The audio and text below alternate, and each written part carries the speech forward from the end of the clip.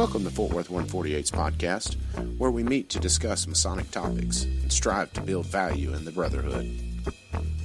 The opinions and statements of the participants do not represent any positions or stance of any Grand Lodge or Lodge and are solely the viewpoints of the participants.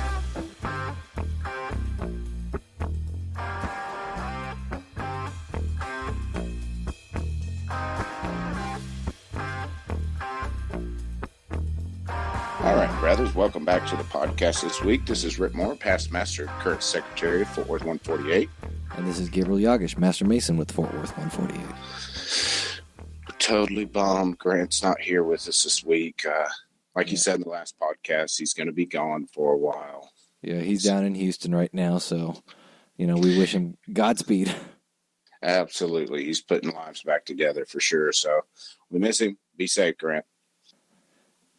So I figured we'd jump right into the listener/discussion questions, and the first question that I kind of wanted to address is something that we don't have to do a lot of discussion about, but basically it's a quick explanation of what's going on. I saw this on the Texas Freemasons Facebook page, and I did provide an answer in the comments, but I wanted to provide an answer also in the podcast. The question was, in the grand jurisdiction of Texas, why is it a Masonic offense to join the Widow's Sons Masonic Riders Association? And the easiest answer is mostly because Grand Lodge said so. However, that's not a very satisfying answer. And so there's the background behind this is that this decision was made in 2007, and it was reaffirmed by Right Worshipful, at the time, Most Worshipful Gene Carnes in 2011. And basically it just kind of reaffirmed, yes, it is still a Masonic offense, disciplinary violation to join the Widow's Sons. And there were a host of reasons provided for this, and I'm going to list a couple of them.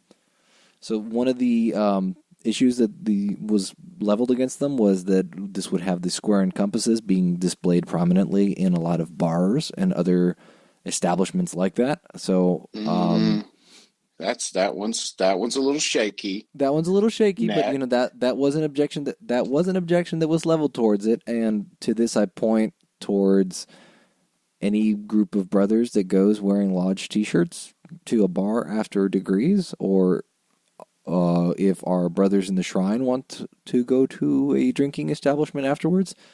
So I don't see a lot of validity to that objection. That is just an objection that was leveled.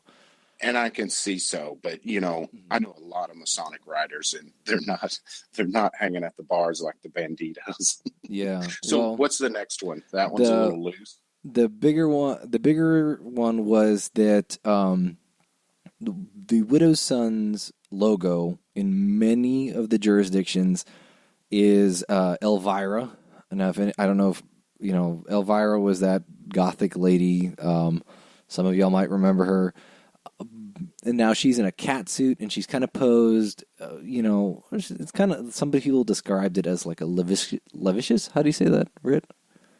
Like a lewd woman? Yeah, she's kind of posed semi-lewdly, but it's not a big deal.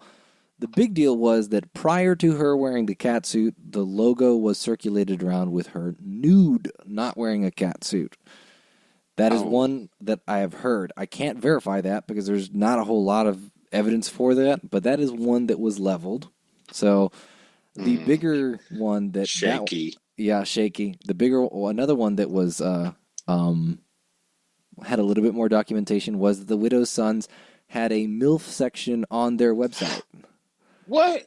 Yeah. So this was like and let me just warn you, if you don't know what that means, please do not Google it. Yeah. Just take our word for it. It's not good. Yeah. So for those of you that don't know, it stands for Mom, I'd like to That's horrible. I don't know about that. So I'm going to put a big old beep on there. Anyway, but that was kind of a big deal, especially because it wasn't just a chapter thing. Apparently, according to what I've read, it was on the General Grand chapter, or however they call it. It was on the primary website. However, the biggest reason And this is the actual important reason that I don't think is shaky. All of those are kind of shaky except for the MILF one. That one is kind of like, whoa. Yeah, but the big reason and the actually valid reason is that the widow's sons wear 3-piece jackets. And if you are a motorcycle rider and you belong to a riding association or you are just an individual motorcycle rider who wears a jacket that has 3 patches on it, you are eventually going to have to sit down with the coalition of clubs or the existing motorcycle clubs in your area, the dominant ones anyway, and you're going to have a sit down with the 1%ers because they're going to want to know that you are not infringing on their territory, that you are not threatening their business, that you are not trying to interfere with their operations. So you have to sit down with them and you have to tell them, hey guys, like I know what's going on, like we know you have something going on here and we promise we're just a riding club. We're not here to mess with your business. And so if you wear colors or you run with a cut or however you want to call it, you had to get permission from the existing MCs in your area, especially the 1%ers, and that is implicitly supporting the presumed authority of the outlaw motorcycle clubs. That's why. That is why Grand Lodge in Texas and Utah, in Massachusetts, and a couple other jurisdictions don't want you to be a widow's son because it implicitly supports the authority of outlaw motorcycle clubs. So, like, it's not actual law. It's outlaw law. Yeah, it's basically maybe more scary to break. Basically, like, yeah, so for example, here in I think in Tarrant County, you'd have to sit down with the banditos. And you'd say, like, hey, we're not infringing on you. We're just wearing a cut.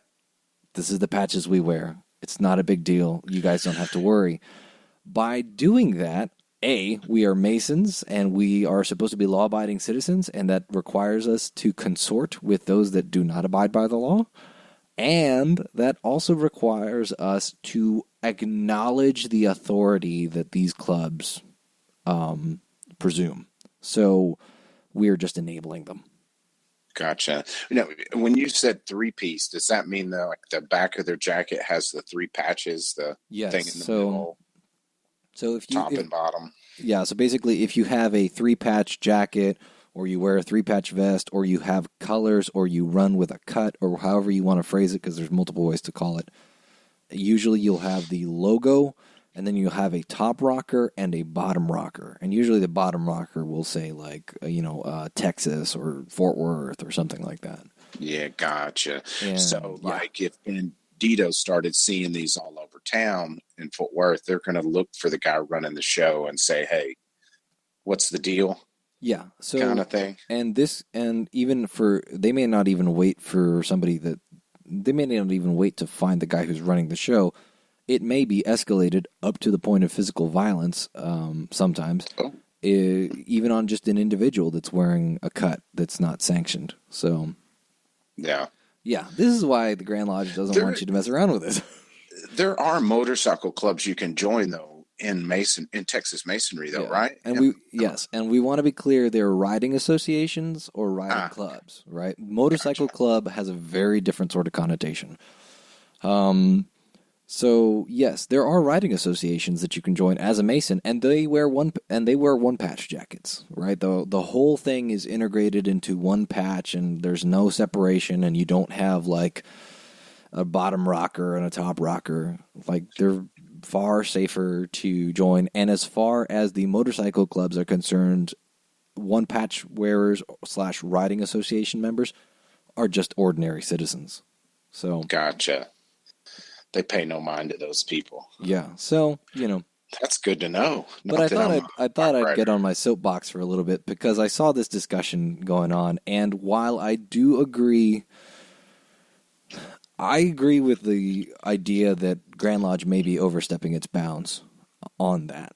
However, I do totally understand why they have made that judgment call, especially when it comes to the idea of condoning outlaw motorcycle club activity. So, yeah, and my dad was there when the Grand West proposed and approved that. It's very interesting, so you should go back and look in the proceedings if you're interested in the topic. But all those things are put in place by the majority. I mean, over 3,000 Masons. So, to call it Grand Lodge is pigeonholing a little bit, I guess, because it's us that made that decision as a majority. Well, yeah, but I'm not referring strictly to the Grand Officers. Yeah. No, I know what you're saying, because I saw Grand Lodge as a whole, inclusive of the Grand West. Yeah, because we do approve some funny laws from time to time. Oh, don't you and I know it? So that's kind of our intro to everything like that. Is worth discussing, and if anything, have that conversation with members of your lodge, because you can be a member of a motorcycle club and you don't have to participate in illegal activities, but talk with guys that ride in your lodge. Guys that are, you'll have some lodge members that are also members of motorcycle clubs, and they may not get up to anything shady, but talk to them and ask, learn more. It's important to learn about the culture of these various organizations, because we will inevitably interact with them in our lives at some point. I mean, not necessarily, but it's important to kind of understand how other organizations roll. And in terms of our efforts at fraternity, whether in the example of a motorcycle riding association, that may interfere in the actions of others, it's important to kind of get a little bit of background. So, have these conversations, please. So just to kind of wrap up the motorcycle talk, the thing that I wanted to, it kind of dawned on me is, if you're 50 or older, guys that rode motorcycles were, a little more risque. They were libertines, I guess. I don't know. There were some bad hombres, as Trump would say. But I mean, now my generation and younger, when we think of motorcycle riders, we think of the baby boomers. It's just a bunch of old guys out having a good time riding their big, street gliders, their cruisers. So, Masonry's going to have to figure out a way to, to really conform to that. Because I know a lot of lodges that ride motorcycles together and have a great time.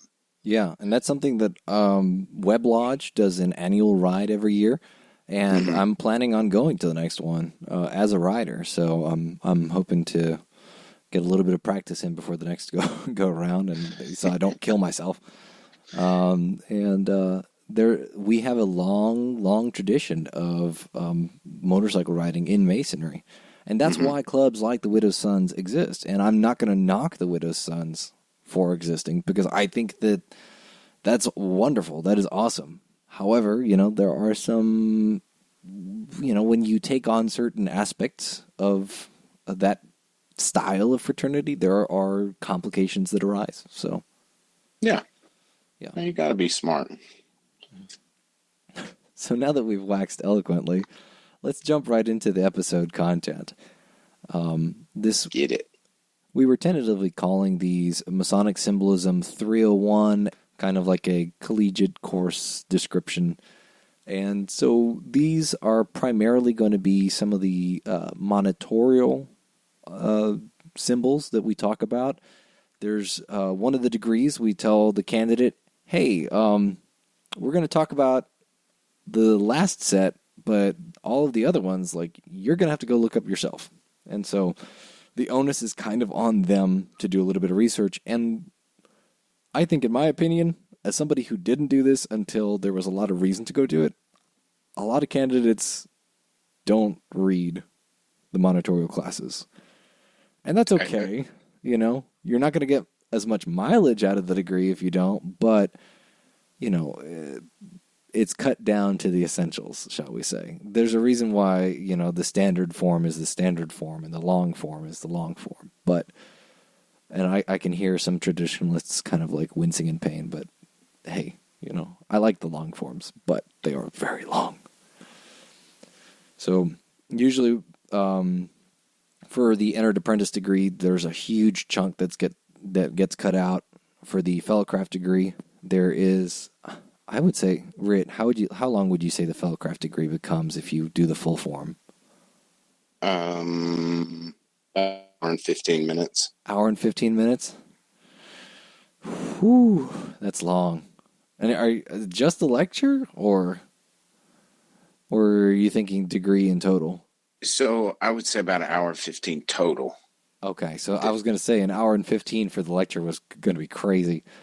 But... Yeah, because it essentially, it more than doubles the lecture. So the lecture goes from like 12 to 15 minutes to about 30, 32 minutes. Yeah. And I mean, there's some crazy beautiful stuff in there though. So, yeah, this is one of the reasons why I'm a big proponent of Saturday morning degrees. You know, in our lodge, we tend to do them on Monday nights, and there's nothing wrong with that because we usually knock things out really well, and then we go have fellowship afterwards, and we do it, I feel like we do it really well. But there are times when you can see the candidate just dragging along, and then I stand there, and I'll be lecturing, and I'm like, man, I really wish this was a Saturday morning so this dude wouldn't be so tired. Yes. No, there's a lot to that because, you know, sometimes they might have an easy Monday. Sometimes they might have a hard Monday at work. Where, especially that master's degree that takes a little more time. That's a good idea to look at doing Saturdays. All right. So our first emblem is going to be the 3 steps. And Rick, can you tell us a little bit about the 3 steps? So they get you 3 steps higher. So, I mean, the 3 steps have been around forever, but, you know, in Masonry, they're actually talking about steps upward. And traditionally, they represent the 3 stages of life for a man, where it's youth, middle age, and old age. Yeah. And sometimes they're also tied into the degrees as well, in terms of, you know, youth is an entered apprentice, and you know, middle age is fellowcraft, and old age is the master mason. That kind of deal. Correct. Yeah. Yeah. Because, I mean, people apply that to everything in lodge, whether it be degrees, the steps, the officers. I mean, I've heard it applied 10 ways to Sunday. Yeah. It's a very common theme, the youth, manhood, and age and Masonry. So, Rhit, how would you, I guess, like, so if we already have youth, manhood, and age, and then entered apprentice, fellowcraft, and master for the 3 steps, what else would you tie the 3 steps towards in terms of, like, maybe officer roles or other emblems that you kind of see, anything else kind of, and not to go off on the number 3 and its symbolism, but, you know, it's kind of an open door there. Well, you know, and I don't think every lodge is set up this way, but I know our lodge in particular, if you go to the junior warden station, you take 1 step and you get in the chair. If you go to the senior warden station, you take 2 steps, you get in the chair. If you go to the worshipful master station, you have to take 3 steps and then you get in the chair. I don't think I've ever been in a lodge that doesn't have that set up. Yeah, I can't really think of one. Is that like a standardized thing? Or it should be. I don't know. I would have to look at the Form 71 to see if it's actually printed on there. But, you know, I cannot, even some of the oldest lodges I've been to, like Nash Lodge, I can't think of a lodge that is not set up that way. So maybe it is regulation. It's got to be in that case. You know, yeah, a lot of times people will do away with traditions if need be. But if that's kind of something that hasn't happened at all, then that's got to be regulation. Exactly. So, I mean, if you apply the principles to youth where you're learning and taking in knowledge, it naturally fits with the EA degree, naturally fits with the junior warden because you're learning the law, you're learning the intricate, you know, goings on of the lodge. While if you bump it up to senior warden, you have a little more actions, you know, that you're carrying out without the lodge. Same thing with fellowcraft, you know, so it represents the manhood if there be an officer that does. And then worshipful master, you're just up there barking orders. And that's what Grandpa does. That's what Grandpa does. I like Cut that limb over there, boy. Get off my lawn. Yeah. Yeah. Oh, man, and I got to say, I went into a total rabbit hole when I started looking at this 3 steps sort of symbolism. I mean, to me, there's a bunch of stuff that ties in, like if we look at the 3 steps and maybe the 3 principal human senses, right? So sight, hearing, and feeling. As an entered apprentice, I feel then disclaimer: these are my opinions and only my opinions. Double disclaimer. Yeah. Hearing, I feel like, is tied most closely to the entered apprentice degree, right? Because you're being told things and you have to listen, and listening is the key component because you still have no idea what's going on. And then, due to the second half of the fellowcraft degree, I think sight is the sense that is tied to the fellowcraft degree. There's a portion during the fellowcraft degree that I always describe the fellowcraft degree as a painting. The entered apprentice degree is an instruction manual. The fellowcraft degree is a beautiful painting, and then the master mason's degree is a thriller novel, right? And so sight is the fellowcraft degree's sense, and then feeling is the master mason's principal sense, in my opinion, because out of the 3 degrees, it is the most physically involved, and it relies a lot on even things like talking about like the grip of a master mason, like that's feeling right there, things like that. But that's just kind of tangential. Now, I could play devil's advocate because totally agree about the entered apprentice listening. Go for it. Fellowcraft could apply to the feeling because you're using your hands as far as actions, because the fellowcraft is all about taking what you learned as an EA and putting it into action. And then when you get in old age, you need that watchful eye because you're watching over and giving directions. That's true. And I guess one of those is kind of like in context of, I guess my interpretation is more ritualistic and yours is more in practice. That's kind of neat. So it's different, this is why we have these kind of conversations. Like exactly, yeah. So you've got more of the practical, like, carrying out of what you actually did in those degrees. Like, all right, like this is how we roll now. Another kind of thing that I thought was really interesting is the idea of 3 types of wisdom that were recognized by the Hebrews. You've got Chokhmah, which is practical knowledge, which I feel is tied to the entered apprentice degree.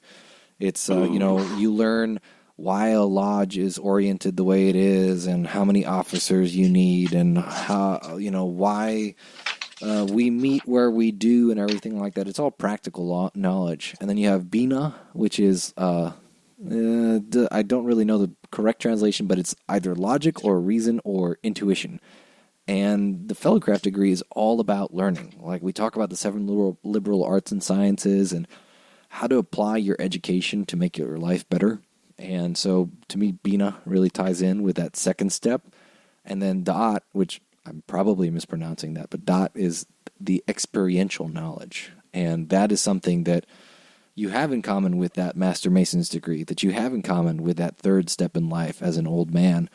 You have that knowledge, you have that wisdom, because you went there and you did that and you experienced it and you lived to tell the tale. So, dude, that totally ties into the 3 pillars too. Oh, really? Yeah, the ones from the fellowcraft. What is it? It's the Doric, the Ionic, and the Corinthian. Ooh, now that you mentioned, okay, so you're going to have to expound on that because I did not research that part. Well, I mean, it kind of even goes in with the Hebrew knowledge there as well, as you were talking about. But the Doric, is a really plain pillar. Mm-hmm. It represents, to me, would represent entered apprenticehood because it's plain, you're building. The Corinthian then is the one that's real beautiful, ornate, and that would represent the fellowcraft stage of life because you're actually putting things into action. You're a cunning worker. You're a skilled worker. And then the Ionic, which represents wisdom, would also represent old age. Ooh, I like it. That makes sense. Which, like you said, tied to those Hebrew 3 forms of knowledge. Yeah. Oh, and then jumping off into the Hebrew deep end again, I was looking at the different Sephirot in the Kabbalistic tree of life, and I can already hear people groaning. But there's the Sephirot that I think it ties into are Chesed, Gevura, and Tiferet. And Chesed is loving kindness. It's God's love for mankind. In Greek, we translate it as agape. So if those of you who are familiar with the concept of an agape dinner, right? It's a fraternal love. Or it's and in Latin, we translate it as caritas, which is like this boundless love from God. And so it's where we get the idea of charity from, all right? So caritas, charity, yeah. But it's the first emotive attribute in the Kabbalistic Sephirot, and so we draw others to ourselves with this virtue. It's tied to the first day of creation. And so it's kind of interesting to see that because this idea of charity and loving kindness is very distinctly exemplified in the Entered Apprentice degree in ways that I cannot expound upon online. But those of you who have been through an Entered Apprentice degree know what I'm talking about. So Hesed, loving kindness, I feel like that ties in really well with the Entered Apprentice degree. Gevura is might. It's the essence of God's justice and his limitations that he imposes.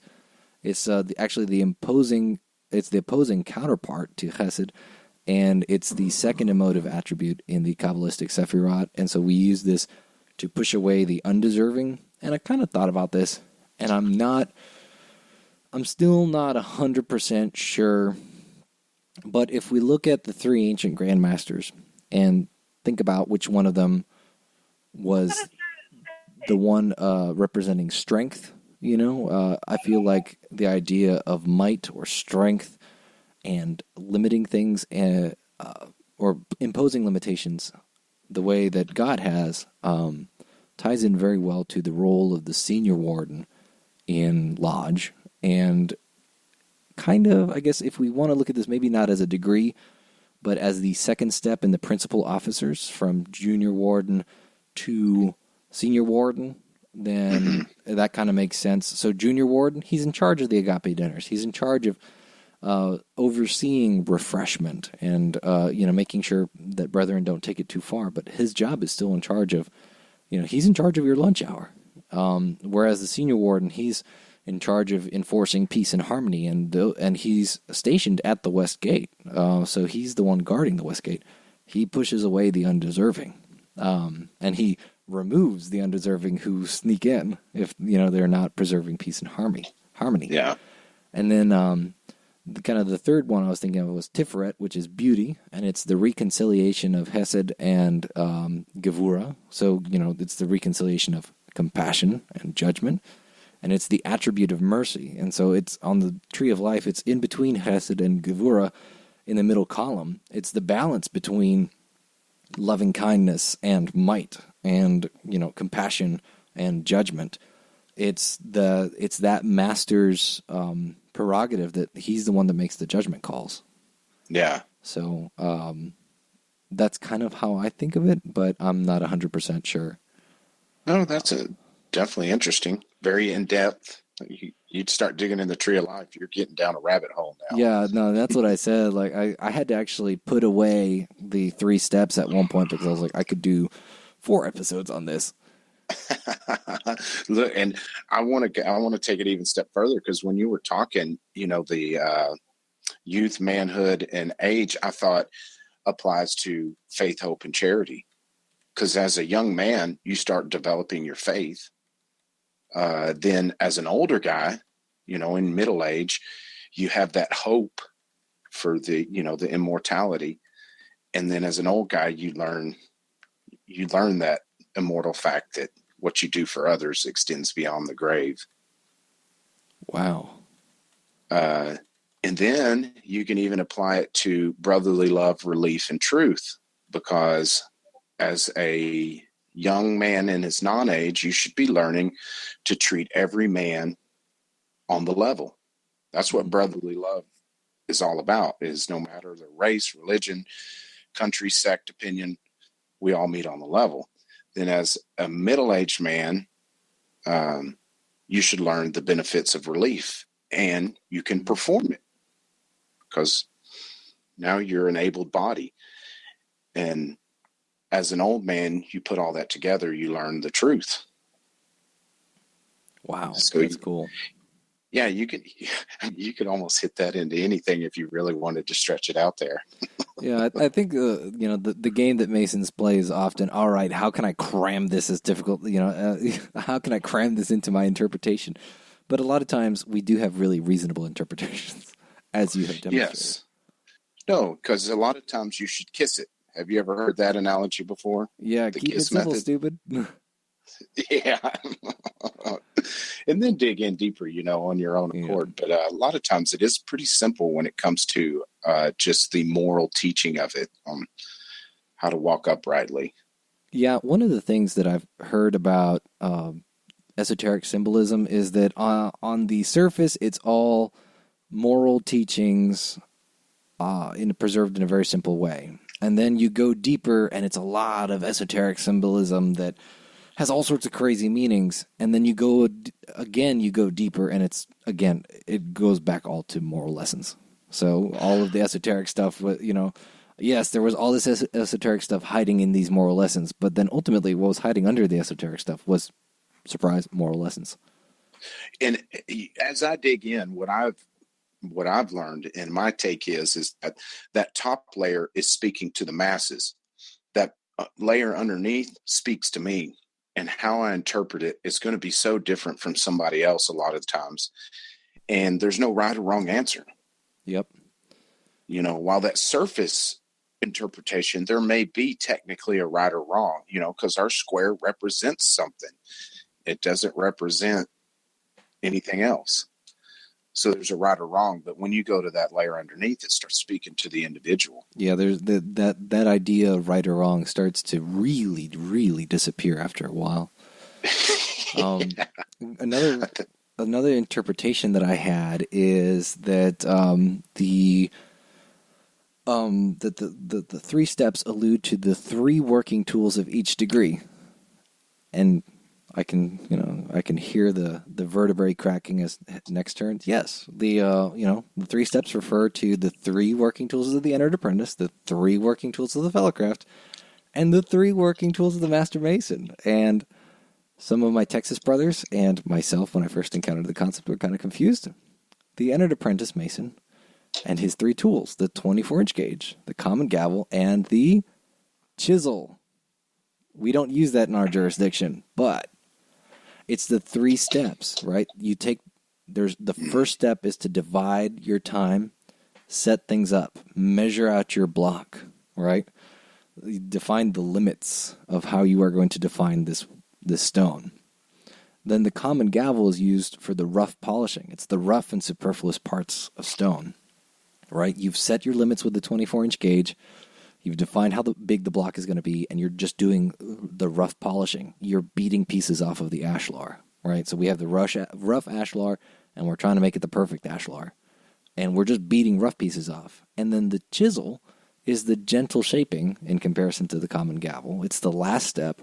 You've already kind of knocked it. You've already fleshed out the ashlar, and now you took the lump and you turned it into a rough ashlar, and then you're turning the rough ashlar into a perfect ashlar with the chisel. And so it's a three-step process.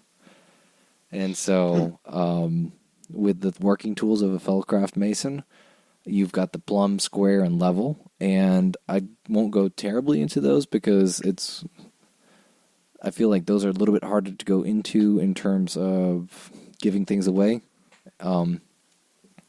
But the plumb, square, and level, you're going to use those to make sure that your stone is, perpendicular to the ground. You're going to use it to make sure that the corners are at right angles, and that you're going to make sure that it's even too. And this also applies to the building. So you apply these standards to the small individual stone and to the large individual building. You kind of have this as above, so below principle in the operative usages of those tools. And then the three working tools of the master mason are the skirt, pencil, and compasses. And where'd the trowel? Yeah, where'd the trowel go? right? But all of these belong to and so I'll explain what a skirt is shortly. All of the master's tool belong to God. He's the great architect of the universe, and all of them are his. The skirt is a line that you would use to delineate the foundation of a building. So it was basically usually, when you have a kite and it's got a line wound on it and you kind of unfold it and unfold it, basically that's the skirt. Like it's attached to a peg usually that you drag, and you tighten it and you have pegs into the ground, and it'll create a straight line. So if you have the string taut and your standards are high, then it delineates a perfect line to help you set the foundation of the building. It's the straightest, shortest line to God. And it also represents the boundaries that he set, among other things. And so I thought that was kind of interesting. The pencil is God's plan. It's the pencil that is used to make the blueprints, and it's where he starts writing notes in the margin of your life, right? We talk about made the record of your life in actions. That's where he's writing. He's jotting down notes. And then the compasses, God has set limits for us that we should not cross. So I thought that was kind of an interesting direction. And yes, I will fully acknowledge that the 3 working tools of a Master Mason, which I've just listed, are not the Texas version. So that's just kind of a difference there. But I saw that and I went, man, that makes way more sense. No, I was going to be silly and ask you what you taught the rope. Because you said you had to have it taut. Yeah, it's a really educated rope. Yes. No, something that while you were talking, because you had mentioned the entered apprentice tools, one of them being the chisel. And I could say up until that moment, I had always associated the perfect ashlar with the fellow craft because they had the tools to make it. Mm-hmm. The entered apprentice didn't, but I guess you could make a perfect ashlar with a gavel. Probably not. The common gavel with a chisel. You might with a chisel. The way that I look at it is, the entered apprentice is capable of making a perfect ashlar. The fellow craft knows that it's a perfect ashlar.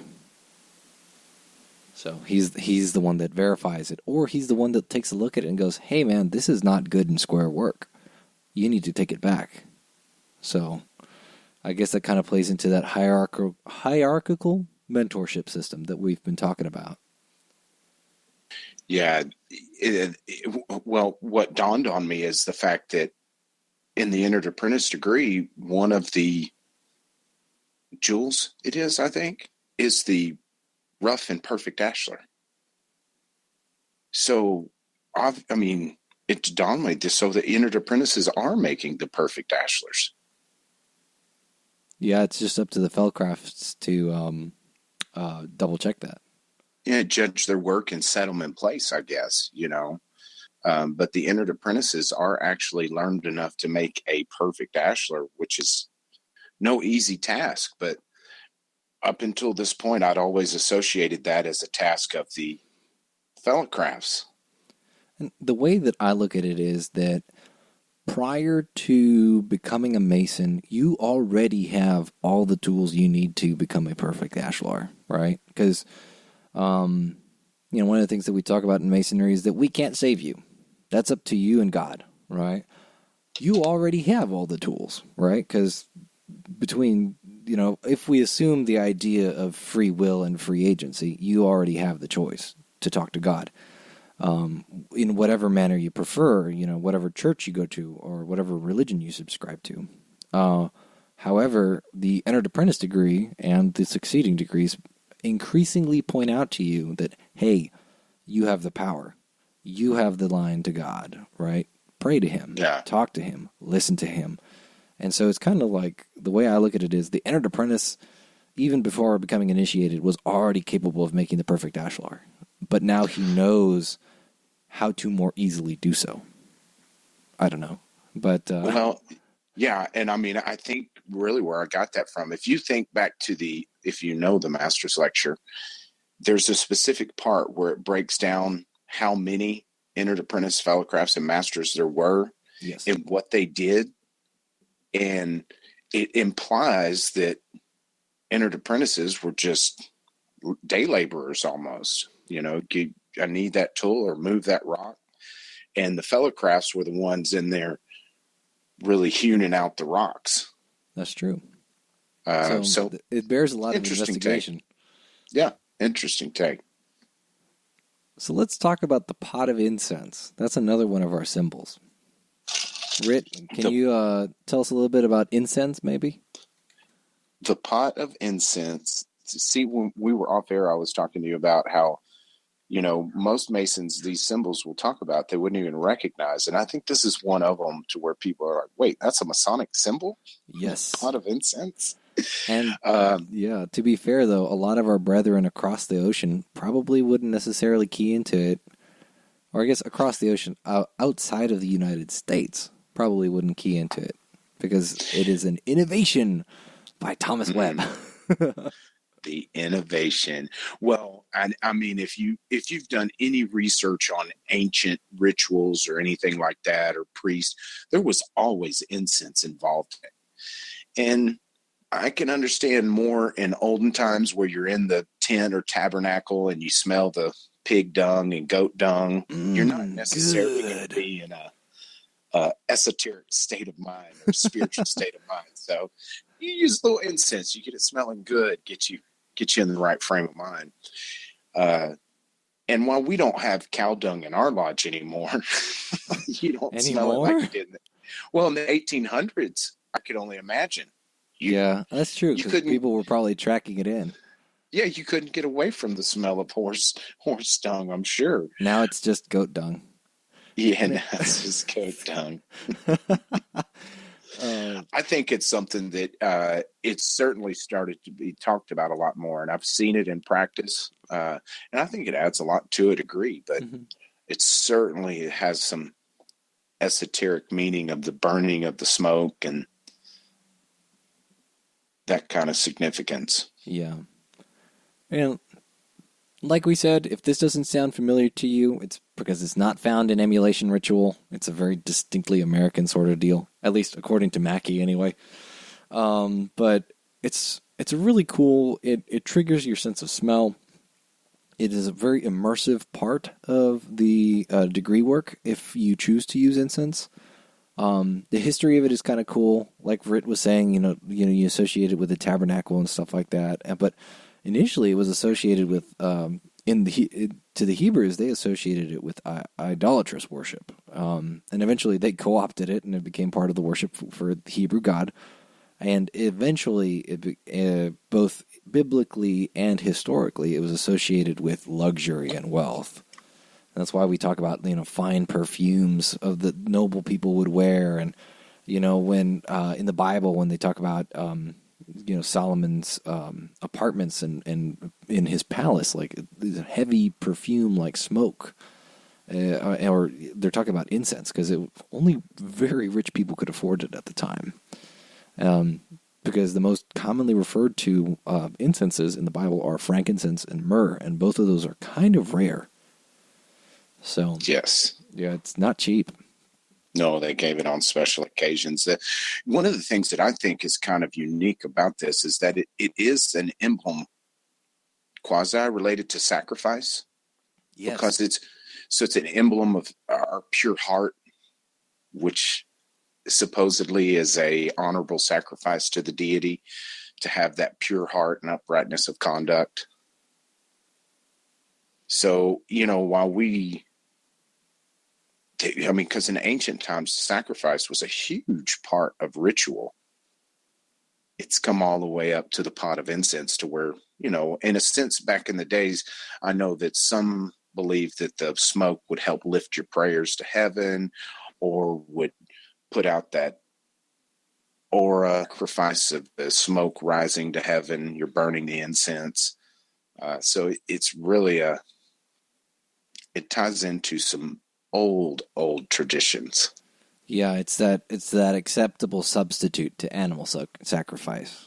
Because after a while, it was just not cool to do that anymore. So, We also talk about seeing, hearing, and feeling being the most valued senses by Masons. But it's kind of interesting when you look at how they work with your brain. The sense of smell is the one that's most clearly tied to memory. So smell is unique among the senses in that it travels directly through to the limbic system, one of the oldest parts of your brain, and it's the only sense that does not travel to the thalamus first. And so it accesses your frontal lobe directly. So because of that, it ties in super strongly with your ability to remember things.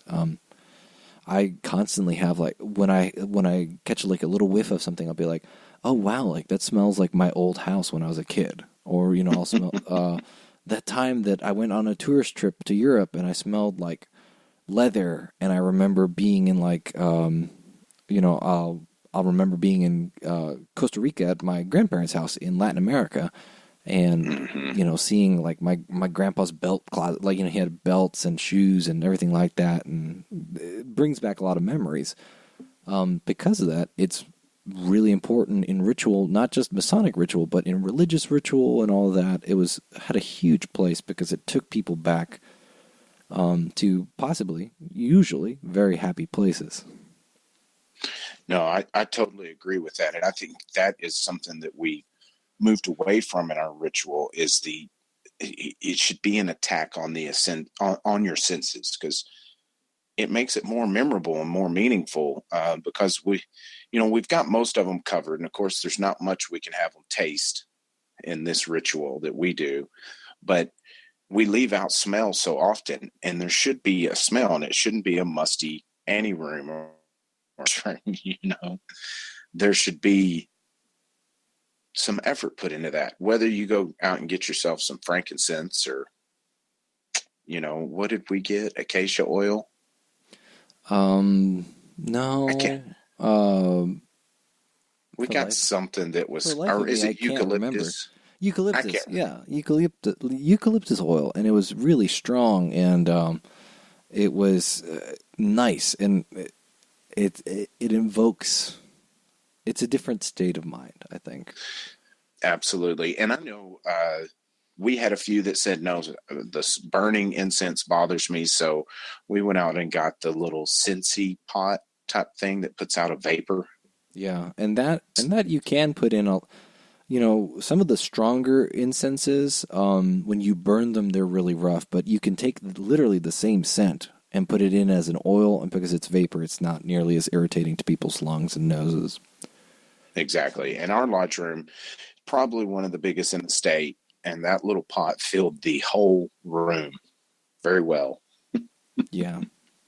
It's kind of one of the last things that I wanted to mention on the pot of incense is that the Psalm 141 verse 2 is, let my prayer be set forth before thee as incense, and the lifting up of my hands as the evening sacrifice. So I thought that was it's an interesting way to look at incense. It's a very physical reminder of prayer. So, which as Masons, we should be very familiar with. And look, if your lodge doesn't use a pot of incense, don't go running in and say, hey, let's put incense in the ritual. There's probably a few steps you take before that. Hey guys, let's innovate. Yeah, there's stuff we worked up to, and that pot of incense was way down the road. Yeah. So let's talk about the Beehive. What's the deal with the Beehive, Rhit? The old Beehive.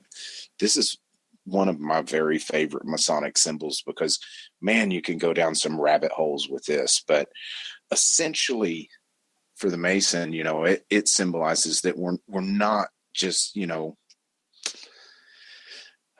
mindless drones, that we should put forth an effort to build society.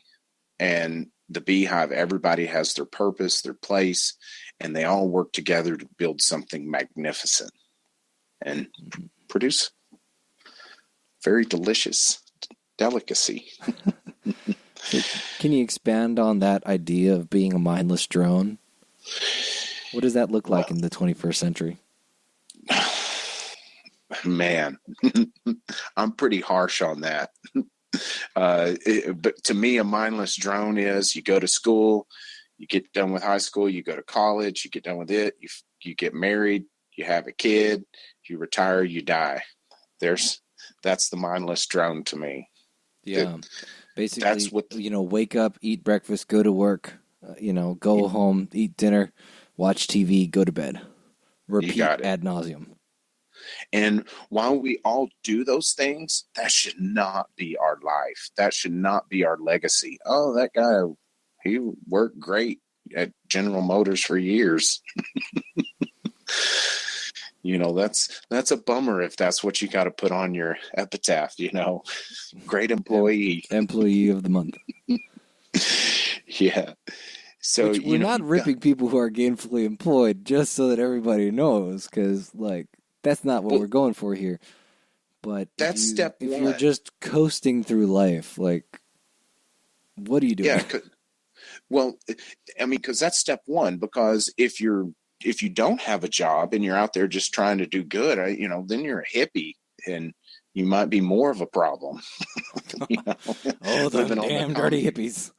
Because there's something to be said about being being gainfully employed to supporting your society, because when you work, you pay taxes, and that goes to protect your homeland, to protect your home, build libraries, cities, streets. So you're contributing in that manner, but there's so much more to do that you should look forward to and help build society with. And Masonry is like a hotbed for that. It's such fertile ground to get into your community and make it a better place. You got an army of guys to do it with. Yeah. And it's the importance of work and cooperation, it's harmony, it's mm-hmm. just a really cool idea when you think about this idea of all these little things coming together to build this absolutely crazy, crazy. And some of these beehives are massive, the crazy huge objects. It's very impressive. So it's a good example for us to take. No, I mean, absolutely. Because, bees are just a great example. I mean, ants kind of do the same thing, but they're not quite as... ants sting without providing honey. And they live in the dirt. Yeah. Bees are a little more eloquent. Yeah. And so kind of one of the things that I was thinking about with the beehive, for me, it was more of a bunch of little points regarding to the beehive. When you look at beehives, and you have the worker bees, you have the drones, you have the queen, and depending on the species of bee, I think you have a couple other roles. But who the bees are primarily defined by what they do. And so, for example, in life, we are often defined primarily by what we do. I am a mason, or I am an engineer, or I am an artist, or whatever. We're defined by what we do, and this also applies to the lodge officer positions, right? You don't get to be junior warden, senior warden, worshipful master, any of the subordinate officers, without fulfilling a specific set of tasks. If you want to be that officer, you have to do that work. And so it kind of those lodge officer positions are defined not strictly by hierarchy, but also by the jobs that they have to do. It also reminds us that we're dependent on one another. Because if a bee's by himself, he's done for. Yeah, there's not a whole lot left for him. No, without a colony, the bee is pretty much worthless, and he's gonna get swallowed up by nature, one way or another, become bird food. So, that while we like to think that we're independent creatures, we are dependent on each other for, safety, sanity. Yeah, and it's that fraternal aspect that we see reflected again, right? And that's one of the reasons why as Masons we admire bees so much. And even the way that drone versus worker bee versus queen versus whatever. One of the things that is taught to us in the lesson of the beehive is that our attitude towards life distinguishes Masons from other men. That's a big deal. So kind of some of the other little symbolism behind the beehive is often you see it depicted with 7 bees flying around it. Masons know that you need 7 officers to have an entered apprentice lodge open. So usually the beehive is depicted with 7 bees. Sometimes you'll see it see 3 bees flying around it. I don't think I've ever seen a depiction with 5, but that could work. So I'm trying to count the ones in the monitor, but I'm up to like 30. Yeah, no, our monitor has a lot of them, but like I think traditionally they're usually 7. And obviously there's a whole bunch more in there, but I think it's kind of interesting that you have like, okay, so you have this hive filled with bees, and then you have these 7 that we're kind of singling out. Another cool thing is that a beehive was once discovered in the rooftop of Rosslyn Chapel, and Rosslyn Chapel is very, very old. And it was built by stonemasons, and it's tied in with a bunch of the Templar theories and everything like that. But the cool thing is that it was kind of in the roof rafters up there on the outside, and it was hidden. The beehive was hidden away in a giant stone chamber that bees would enter into the chamber through a flower that had a hole carved into the center. And so they would fly in through the flower and into the little stone box, basically, and then into the beehive. And so we're talking about a church that was built by stonemasons that had a beehive compartment built into it, which is kind of cool. That is crazy. You think the Templars could control them? They were like attack bees. Oh, man, I want attack bees now. It's the fluffy hats. If you don't use the fluffy hats, you can't control the bees. That's where they carry the bees. Yes, in the chapeaus. That's why you've never. That's why I've never taken off my chapeau near you, because that way you won't see the bees. But one of the other things, Saint Bernard of Clairvaux, I'm probably saying that wrong, is associated with the beehive. I can't remember if that was like one of his symbols or if it was his personal emblem or something. But he's associated with the beehives, and St. Bernard is one of the people that helped create the group that would eventually be known as the Knights Templar. And I'm not talking the Masonic Knights Templar. I'm talking about the real deal Knights Templar. So it's kind of like, is this a callback? Maybe. It's kind of a neat idea. So if we're, invoking the idea of St. Bernard of Clairvaux, like, it could be a reference to the Knights Templar.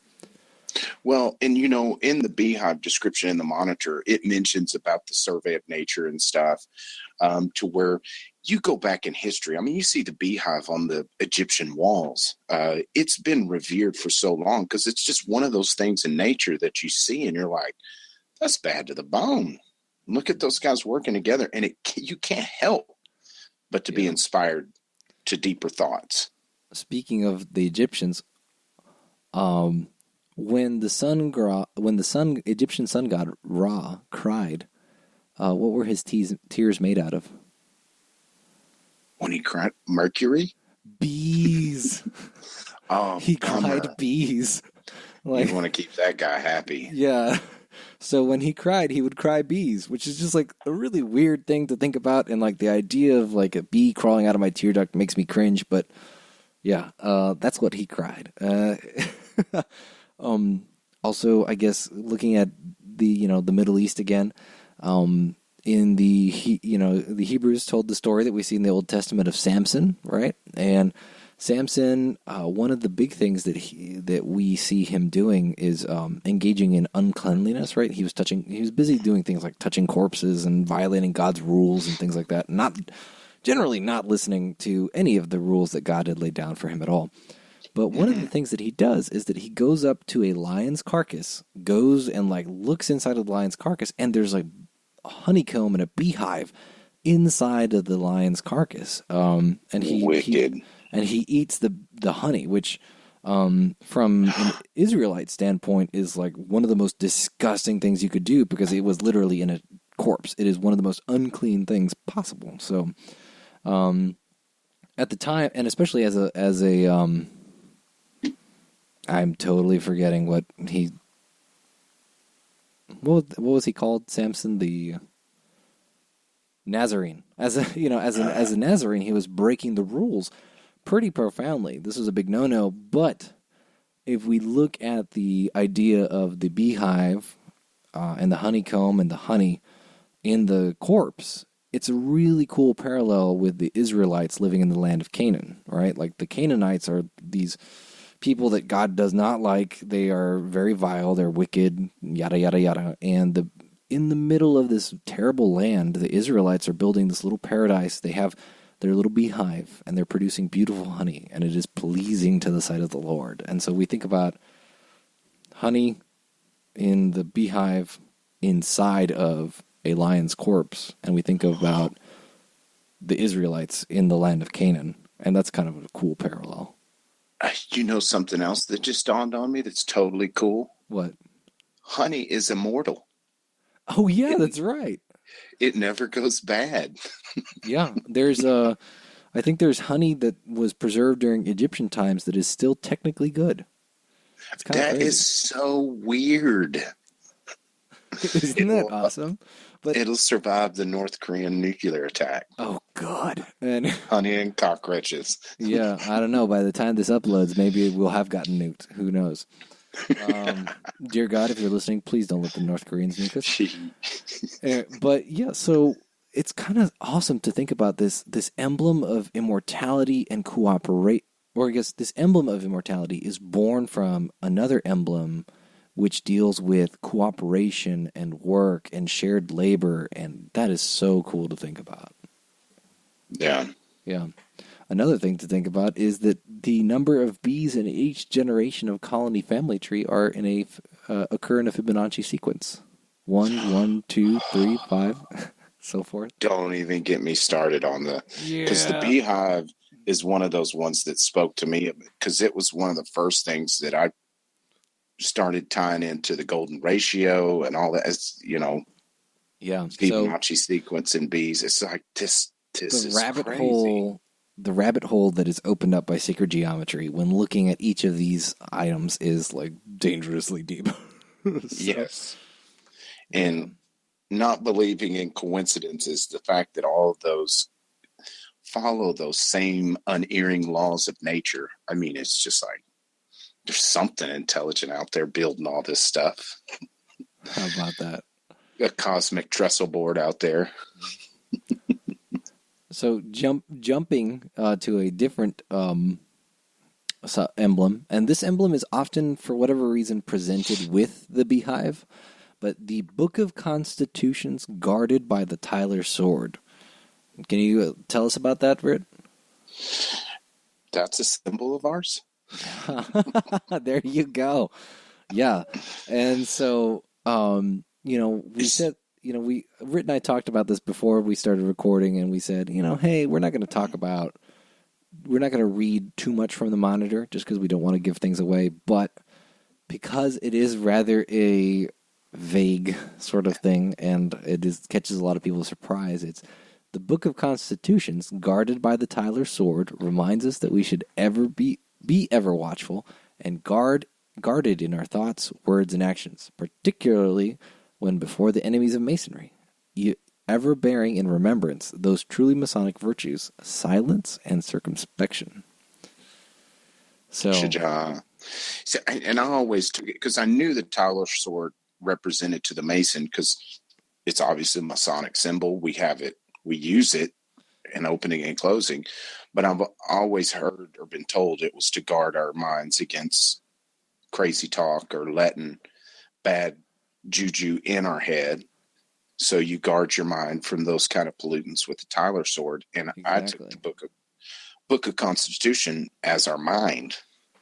Yeah, that's a great way of looking at it. I mean, it's kind of like similar to the apron. It's an ever-present reminder that might enable better actions, better achievements, cleaner thoughts, that kind of thing. And for those that are keeping track, this is also a innovation by Brother Thomas Preston. There's a lot of innovations in here, but yes, if you are from a jurisdiction outside of Texas or outside of the United States and you went, what the hell are they talking about? It's because Brother Thomas Webb made it up. So I want to know how they got that past their past masters. I You don't even know. talk about change or innovation nowadays, you get buried. Yeah. But, so kind of what Brother Webb was going with it is that, the Tyler sword is never sheathed, because you can never not guard, right? Or you should never not guard your mind. Part of it is also never suffering the ancient landmarks to change. In the master's charge, we tell the candidate, or I guess, still candidate technically, I guess, I don't know. But we tell them that, you've conformed to our regulations, and that is a great thing. What's up? And you want to find people that will conform to the regulations of Masonry. So part of that is guarding the West Gate, tie back to episode number 2, I think. Mm-hmm. And you do that. You guard the West Gate with the Tyler sword. So we have a bunch of different interpretations of this. The Tyler sword is guarding your mind. The Tyler sword is guarding the ancient landmarks of Masonry. The Tyler sword is guarding Masonry itself, right? Yeah. And, it's kind of really cool to think about this reminder here, those truly Masonic virtues, silence and circumspection. For those of you that have gone through the York Rite and taken the Select Master degree, it would be very interesting to kind of think about that. And that's all I'm going to say on that. So I'm drawing a blank, but do you remember the name? So it has to do with Thor and Odin, but he guarded the gate. But he was basically a sentinel there with a big sword. With a big sword? Was he like a giant? Kind of, sorta. I can't think of his name. I'll have to Google it. I'll get back to you. But it's always reminded me of the Tyler. What a proper Tyler Heimdall? should look like. Was it Heimdall? That may be it. I don't know. He is in the new Thor movies. Yeah, his dwelling is called Himmelsbjerg, Skycliffs, connoting a high place ideal for fortress, which sits on top of Bifrost, the rainbow bridge that leads to Asgard. He requires less sleep than a bird. He watches and listens, holding at the ready the horn Gjallar horn, which he sounds when intruders are approaching. That sounds like who you're talking about, Heimdall. I think that is the name of it. That's kind of cool. But they have, I hadn't been to Scarborough Fair in 10 years, but they used to have a guy that would stand out there and in that costume playing him with this sword that's like tall, guarding the gate, none shall pass this way. Mm-hmm. Oh, also, before jumping to the next emblem, one of our live listeners has pointed out that beehives might also have been used as a symbol due to the healing properties of honey. It soothes and heals wounds. That's kind of a cool thing to think about. Thanks, Brother Billy. But yeah, so the next emblem that we have it's kind of and a lot of these emblems are paired together, right? So one of them is the class of the two emblems is the sword pointing to a naked heart and the all-seeing eye. So let's talk about the sword pointing to the naked heart first. That's a symbol of mortality, right? It's a little bit of everything, honestly. It's you've got the naked heart. It's inherently vulnerable. Like the hearts of all men, especially sinners. But the passage itself is the sword pointing to a naked heart demonstrates that justice will sooner or later overtake us. And although our thoughts, words, and actions may be hidden from the eyes of man, yet that all-seeing eye, whom the sun, moon, and stars obey, and under whose watchful eye even comets perform their stupendous revolutions, pervades the innermost recesses of the human heart, and will reward us according to our merits.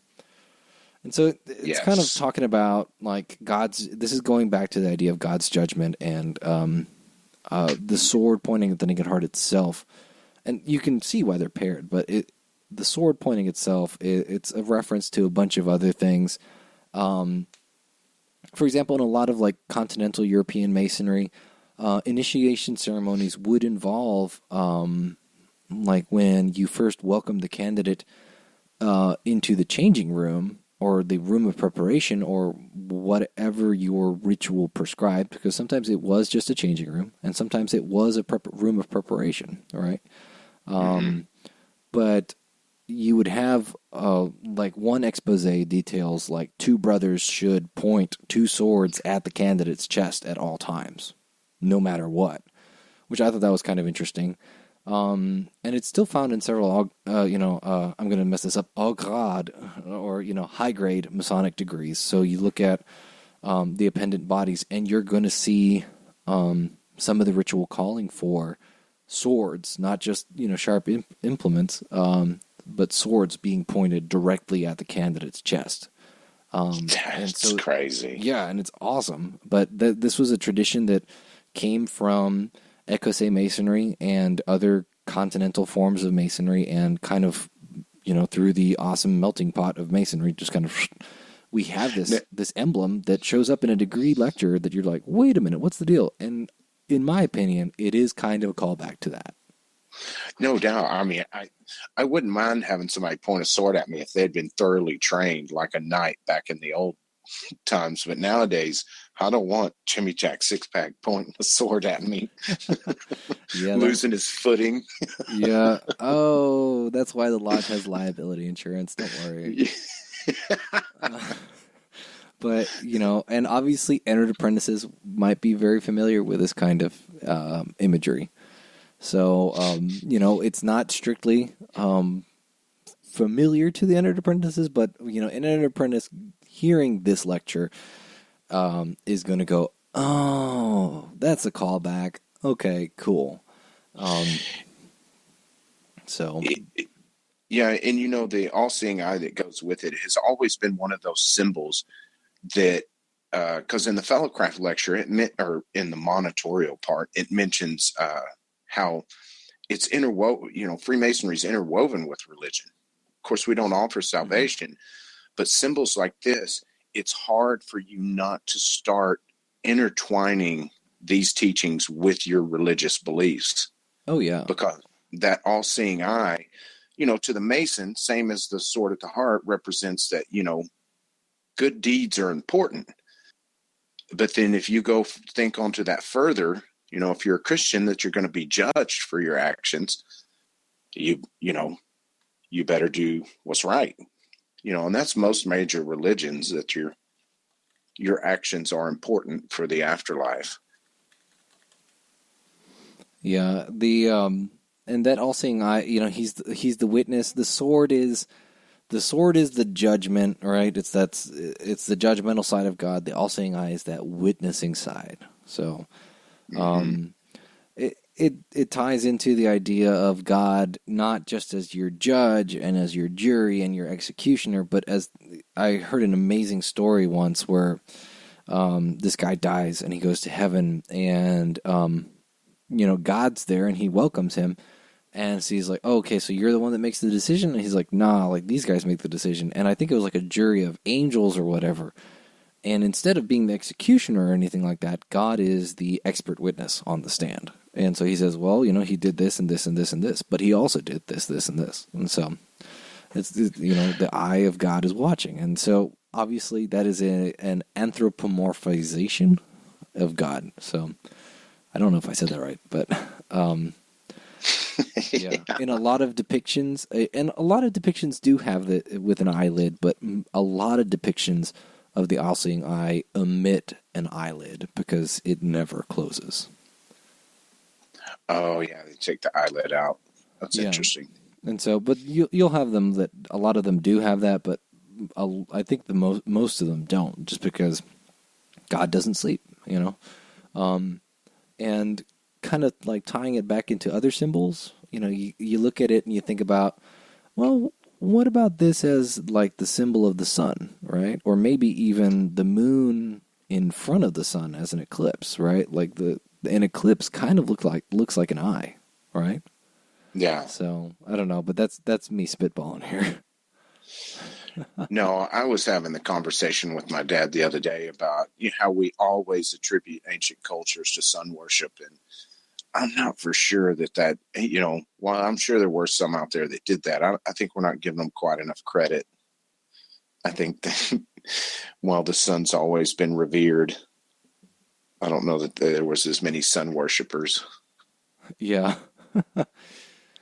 Oh, man, but it'd be really fun to try and track down that symbolism a little bit further. I kind of didn't do as much due diligence on the sword pointing to the naked heart and the all-seeing eye as I could have, I think, just because it is such a short passage. And it's, but it deserves a little bit more love, I think. Well, and it is pretty straightforward because, it's short but pungent. Yeah. Keep yourself straight because you will be judged. Ooh, Billy is contributing some more interesting stuff here. He says, I wonder if the sword and naked heart is related to the Sacred Heart symbol in the Catholic religion. And so he posted a picture of the Sacred Heart, and it's like being stabbed by the Spear of Longinus, which is kind of like an interesting idea. So maybe, maybe that's a callback too there. That'd be really cool.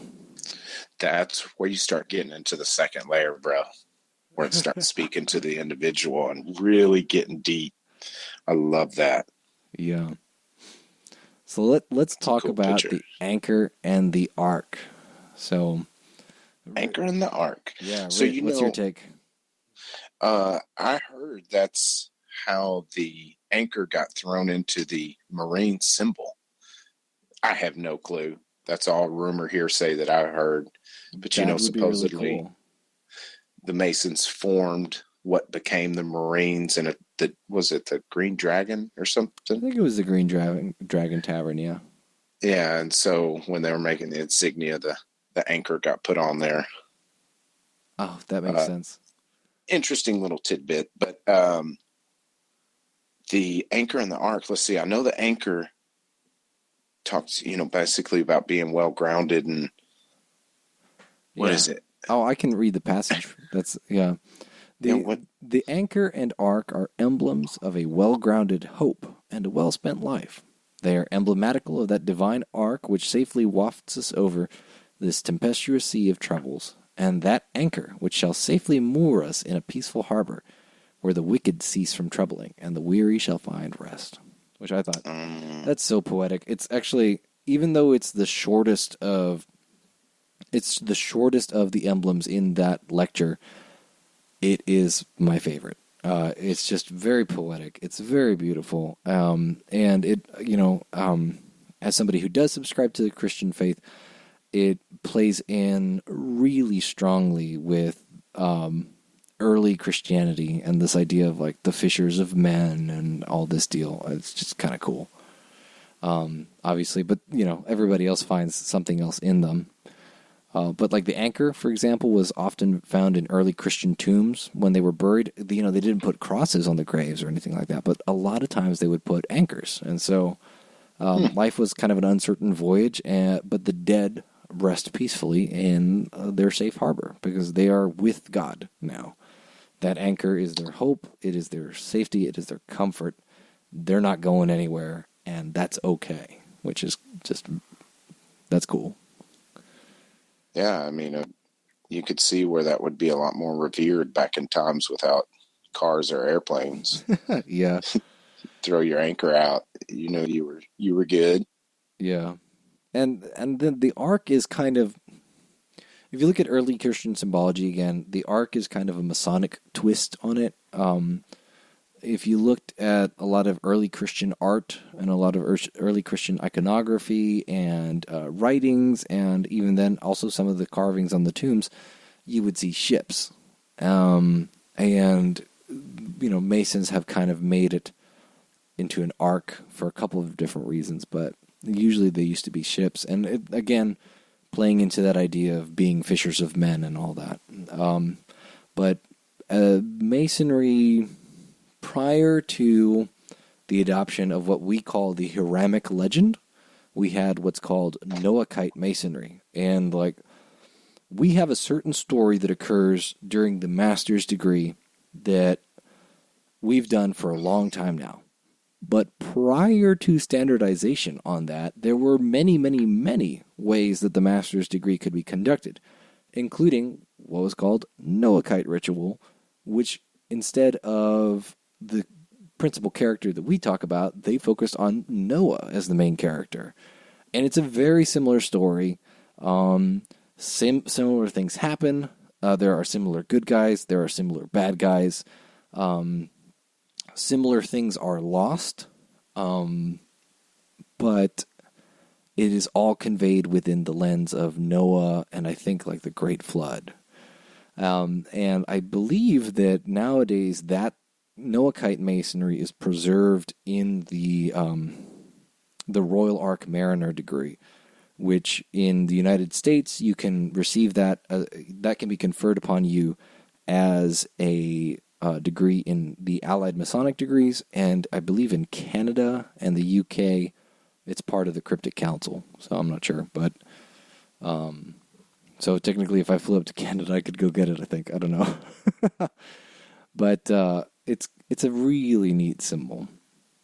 So I can kind of see how the Ark plays a symbol of hope for Masons, especially in our country, because it, tying into the Bible, the Ark is such a symbol of hope. So it's gonna spark something deeper, as an emblem of hope, being as opposed to a boat being an ark, because it carried all the good stuff that replenished the earth again. Yeah, it's that seed. It's kind of cool Yes. to think about. I kind of thinking about the parallel between the creation of Earth and the rebuilding of Earth through the Ark is kind of neat. But yeah, it's a symbol of protection and from the turbulences of life and the hope that we get from that. And the kind of like the way that I look at them is that the Ark is a retreat and the anchor is security. And I mean, they're not strictly both, because the anchor can also be the Ark can also be security, but primarily the Ark is like that emergency escape thing, and then when you get there, the anchor keeps you secure from leaving. Yeah. And an interesting thing that is pointed out, that was pointed out to me, is that the anchor, when you read the description of how the Ark was built, it does not have sails, it does not have a rudder, it does not have steering, it doesn't have navigation, and so forth, and so forth, and so forth. It does have like 3 stories and a window somewhere, but it doesn't. You can't pick where you go. If you get in the Ark, you can't pick where you go. And the way that I look at that is, if you surrender to God's mercy, He will guide you, right? Yes, totally makes sense. And eventually right. He will anchor you. But you have to surrender first, which is kind of very terrifying when we're surrounded by the floods and storms. Yeah. That's good stuff. Yeah. So let's talk about the 47th problem of Euclid. Uh-oh. My brain's already starting to hurt. Oh man. Tell us about the 47th problem of Euclid, Rhit. So, it's an emblem that should remind us to dig deeper. That knowledge is out there. We just have to pursue it. Indeed. It's essentially how the 47th problem came about. Yeah. And so for those of you who are not familiar with the 47th problem of Euclid, it's the Pythagorean theorem. It's the 3-4-5 triangle. Usually when it's being depicted as part of the degree lecture, it is the 3-4-5 triangle. And, it's got like a little 9 square grid and a little 16 square grid and a little 25 square grid, like a little checkerboard. And the description of the 47th problem of Euclid talks about this being an invention of the ancient philosopher of Pythagoras, and how he went and got a bunch of initiations and a bunch of different mysteries, and how Pythagoras was raised to the sublime degree of Master Mason, which sounds highly questionable to me. But he made this discovery, and then eventually he yelled Eureka and sacrificed a hecatomb, which is 100 oxen. And so it teaches us to look deeper. And so, and yes, we're going to rewind back to Eureka and him sacrificing animals and stuff like that. But Yes. generally speaking, a 3-4-5 triangle is what you're going to be using for numerical symbolism of the 47th problem of Euclid. Like if you're doing math on it to try and find maybe geometria clues or something like that, like you're going to be using the 3-4-5 triangle. If you are looking at geometric layouts and you are trying to do visual things, you're probably going to use an isosceles right triangle instead. In Texas, we have larger aprons than other jurisdictions do. Part of that is because of one of our past grandmasters, Jewel P. Lightfoot, who was, and I do not say this unkindly, obsessed with the 47th problem of Euclid. He did a lot of beautiful work with it. And eventually he decided, like, hey, like, we need to have this apron of this size and this shape because otherwise the proportions don't match the 47th problem of Euclid, which is kind of crazy. It's kind of cool. It's really neat. Yes, that's going down some rabbit holes now. Yeah. If you look at the Grandmaster's apron in Texas, our Grandmaster's apron doesn't look like any Grandmaster's apron in the whole world.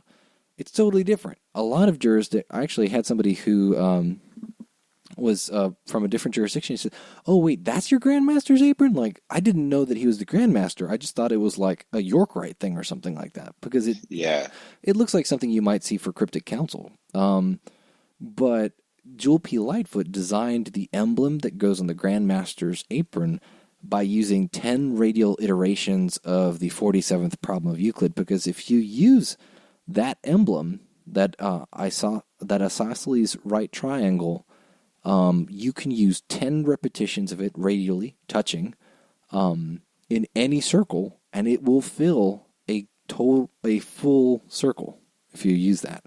And so ours is, it's 10 of those. They're multicolored. There's like a 10-pointed star involved. Obviously, we are a podcast, which is not a visual medium. So do yourself a favor, look up Texas Masonic Grandmaster, and you will see pictures of his apron. It's really incredible stuff. It's gorgeous, and it's all based off of geometry, and it's based off of the 47th problem of Euclid. There's a YouTube channel or YouTube video about it as well. It's just good stuff. Yeah. So Google it. If you use the 47th problem with the isosceles right triangle setup, if you connect the dots, and I don't have my monitor in front of me, but basically you can connect the outer points of each square, and you draw not parallel lines, but if you connect those and you draw an arc from the outermost squares corners to each other, you get two angled lines, and you get one circular line, and that shape will give you the basic setup for a keystone. And then if you use the radius that's defined by the top of the two smaller triangles, basically where the right angle of the triangle is, if you use the radius from that meeting the, oh gosh, this is very difficult to describe on a non-visual medium. But basically, if you have the midpoint of the hypotenuse and you draw a circle that has the radius of the hypotenuse to the right angle, and then you draw another circle that has the midpoint of the hypotenuse to the midpoint of each of the isosceles sides, you can draw two concentric circles. And so with those two slashes on the outside, the arc on the top, and the two concentric circles, you can create the keystone of a Mark Master Mason. So this is where we start looking at stuff like ancient craft masonry and the Mark Master Mason's degree, and in general Royal Arch. And Lightfoot actually argues that, among other things, this is part of the proof for the Royal Arch system being part of ancient craft masonry. And we have more distinct proof of that, like some of the old constitutions discuss the 3 degrees of masonry are entered apprentice, fellowcraft, master mason, inclusive of the royal arch. But this is kind of another visual form of it. I think Lightfoot says that this is a hint. And if you superimpose the 47th problem and that Mark Masters keystone on top of the diagram of a lodge room or the symbolic lodge, you can actually find out where you put the officers of each position by looking at the different angles and apexes and everything like that. And you look at that and you go, yeah, that's where the worshipful master goes, and that's where the junior warden goes, and that's where usually the senior deacon sits, and you can go on and on and on. It's crazy. So that is getting deep. Yeah, and it drives me nuts that the podcast is a non-visual medium. So to our listeners, I apologize if none of this made sense, because it really doesn't unless you're actually looking at it. Please pick up a copy of Lightfoot's commentaries, and you'll see it in there. I won't sound like a crazy person, I promise. So there's a lot going on with that. Additionally, the 47th problem is used as the past master's emblem in a lot of non-American jurisdictions, although it is used in Pennsylvania, and that's because they are a little bit more similar to the mother lodges. But there's a bunch of other things, like for the Egyptians, they used the 3-4-5 triangle to erect the pyramids. And you look at, so for example, the number 4 represented Isis, the number 3 represented Osiris, and number 5 represented Horus. And they used, one of the things that the Egyptians said, okay, the pyramid has 4 sides. Each side has 3, or I guess it has 4 faces. Each face has 3 sides, and together it has 5 corners, right? Which, that's kind of cool. And technically the pyramids had 8 faces, but we're not going to go into that. But so, but the Egyptians used it. You see the parallels between that. Even Lightfoot talks about the pyramids. Basically, on a Texas apron, on a correctly proportioned Texas apron, if you draw a bunch of vertical lines or direct lines from the bottom corners of the apron to the corner of the bib, and straight from the corner of the bib or tip of the bib down to the midpoint of the bottom edge of the apron, you actually see a profile view of the Pyramid of Giza, which is kind of cool.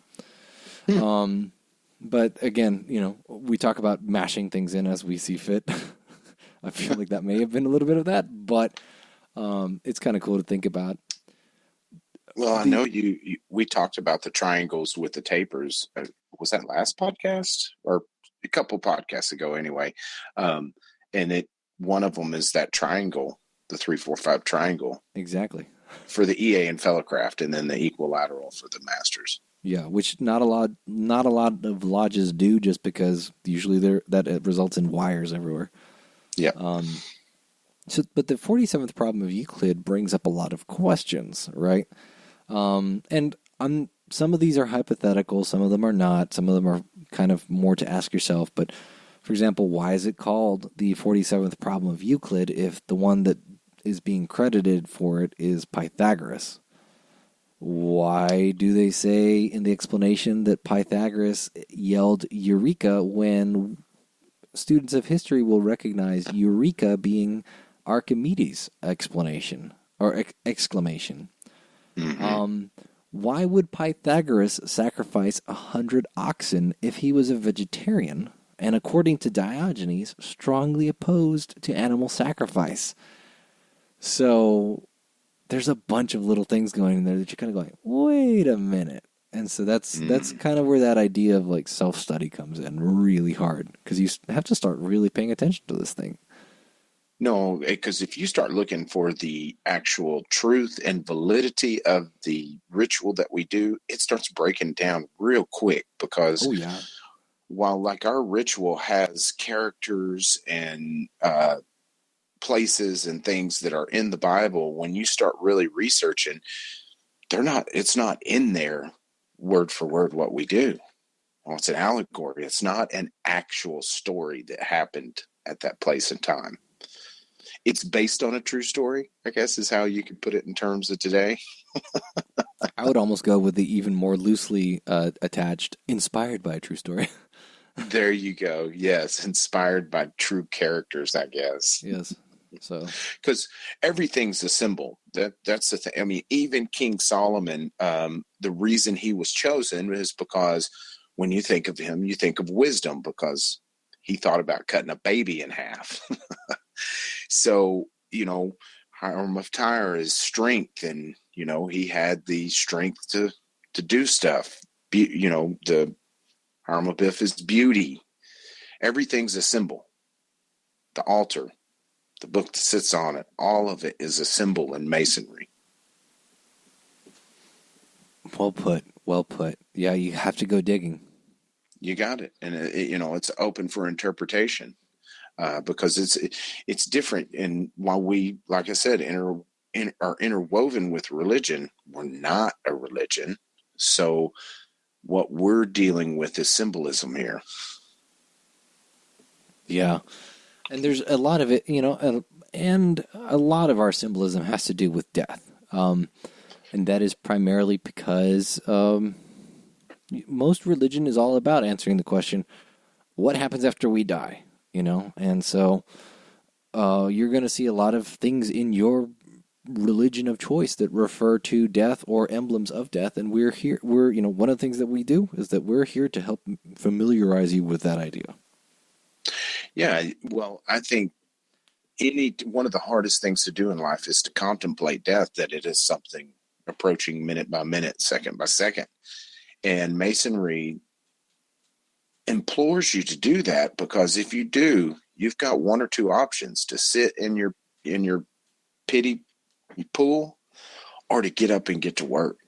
Because that's the only two options it's going to inspire you to do. And if you're a good man, which Masonry, if we're guarding the West Gate properly, should be, you're going to be inspired to do nobler deeds. And accomplish greater actions. Yeah. You got it. So, talking about death, let's talk about the Hourglass. This is another beautiful, beautiful passage, and it's also another innovation by Thomas Webb. So it's one of those things that, like, yep, and there he goes again. No, the Hourglass is great, and I love this one too because it's winged, the winged Hourglass. So it's got wings on it to even give you that more feeling of fleeting of time. Because I don't know if you've ever actually looked at one, and I never did until we got one at Lodge, and I just turned it over and watched the sands go through. And before I knew it, we were at a stated meeting that went over an hour. It had run all through. And it's like, man, it seems like it was going to take forever. New policy. We get an hour-long sand timer, and we can only conduct stated meeting for as long as it lasts. Well, we have one at Lodge. And the funny thing is I think we bought it in 2011. Mm-hmm. And then there was an edict put out that anything that even remotely goes in a chamber of reflection is not allowed in Lodge. So we put it back in the filing cabinet just to be safe. Yeah.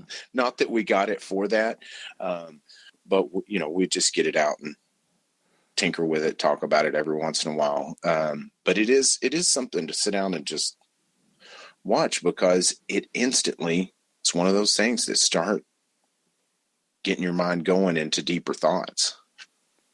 Yeah, and it's one of the selections from the passage, because I don't want to read the full thing because it's a little longer, but we cannot without astonishment behold the little particles which are contained in this machine, how they pass away almost imperceptibly, and yet, to our surprise, in the short space of an hour, they are all exhausted. And that is just such a cool way to look at that. It's exactly what you're talking about. Like, man, where did all of that go?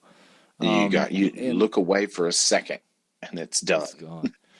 And and one of the things I said, it's an innovation by Thomas Webb. I should clarify, it's a Masonic innovation by Thomas Webb. A lot of ancient cultures, like the ancient Egyptians and Greeks, were very familiar with the practical and symbolic use of dripping water clocks. So, obviously they didn't have the vacuum sealed glass But they did have things like dripping water clocks and other very similar emblems. Yeah. And I took this emblem because, you have your past masters pictures usually displayed in lodge.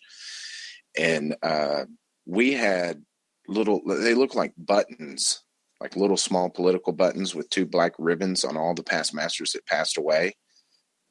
And over the years, there was like 8 or 9 left on pictures. The rest had fallen on the floor. So I took this hourglass and designed to where it was an empty hourglass with wings to signify our past masters that their time had run out and they'd passed away.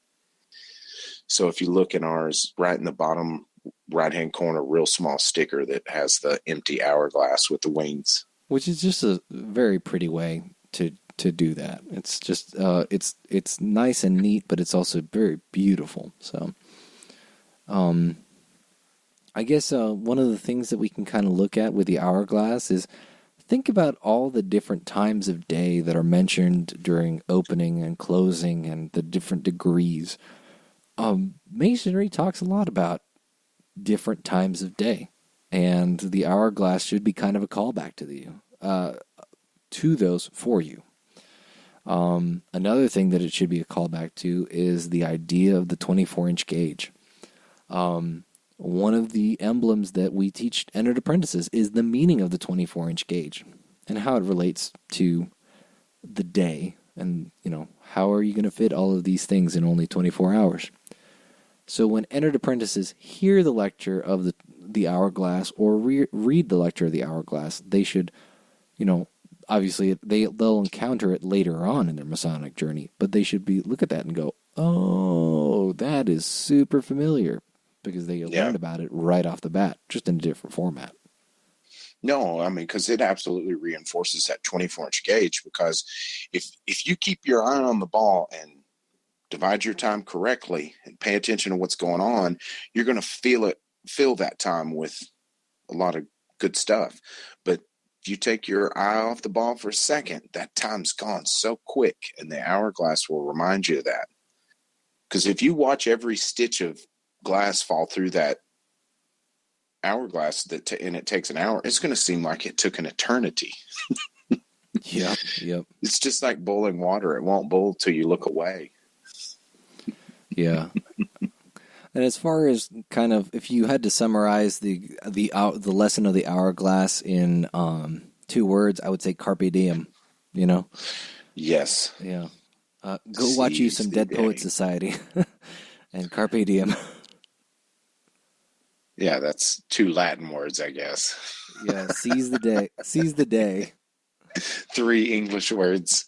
Yeah, 2. I'm cheating here, because I'm switching to Latin. Yeah. So, seize day. Seize day. Seize the day. All right, but so we have a guest joining us. He was able to finally get home and jump onto his computer.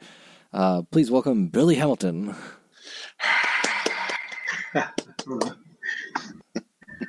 Glad to be here. Thank you for having me. All right, Billy. And for those of you that don't know, Billy Hamilton is also a member of our lodge. So, or is it official now, Rhit? It is official. Billy, I actually got your real deal Holyfield dues card too that I got to give you. Oh, very cool. Yeah, sweet. It only took 8 months, I think, is what we finally figured out. 8 or 9 months. Right. Yeah, it started back in January, but it's worth the wait. You got it. Yeah, and I don't say that in haste. It just takes time. Usually a little longer than we want, but glad we're done. Right. Yeah, so am I. Yeah. So you get to jump right into the conversation, and we're continuing with death. Yeah, we're going to talk about the Scythe. The old Scythe. Which I hear some people say it's Scythe, but I'm almost certain that's not correct. Well, I'll say Scythe, but then you start thinking Star Wars, so Scythe. Yeah, I was going to say, like, hello, Darth Vader. Yeah. Well, it kind of ties in, doesn't it? Maybe it is Sith. That's my official pronunciation. Oh, gosh. Yes. Maybe it's a warning to beware the dark side. Yeah, beware the dark side. Yeah. No, you got to balance them, dark and light. No, think back to y'all's checkered pavement. No, So the Scythe is another innovation by Thomas Webb. Surprise! That and guy. So everybody using emulation ritual is going, what are the Americans doing now? So the passage for it, I do want to read the full passage because it's shorter and it's very pretty. The scythe is an emblem of time, which cuts the brittle thread of life and launches us into eternity. Behold, what have the scythe of time makes among the human race, if by chance we should escape the numerous evils incident to childhood and youth, and with health and vigor arrive to the years of manhood? Yet withal we must soon be cut down by the all-devouring scythe of time, and be gathered into the land where our fathers have gone before us. And man, that's just kind of cool. It is. And, when I originally looked at these, because it's almost like double dipping the hourglass and the scythe. It really, initially, yeah. And what eventually dawned on me is that the hourglass, while that sand's going through there, you're getting thoughts that seem to be positive in nature, that are going in the right direction kind of thoughts to where you have a good feeling about things. And then when that sand runs out, you have this thought of, oh my gosh, that was so quick. And it brings on a different type of feelings and emotions. And that's kind of representative of the scythe, because when you see it, you are reminded that time is fleeting, but not in a positive manner like you are with the hourglass, because it kind of reminds you that, I am limited in my time, but it takes a while. Hopefully I have regular amount of time on earth, or average anyways, where the scythe is like immediately takes you to the end. And the scythe says, hey, it could happen any time too. You got it. So, and the hourglass doesn't give, it doesn't bring on those same kind of emotions. Yeah. I feel like the scythe plays very well with the level. We talk about the level, everybody's going toward that, undiscovered undiscovered country, and the scythe says the same thing. It's like everybody, no distinctions, Jew, Christian, Muslim, black, blue, purple, Hispanic, whatever, right? White guy, black guy, whatever, everybody, and so it's kind of it's that idea of death as the grand leveler.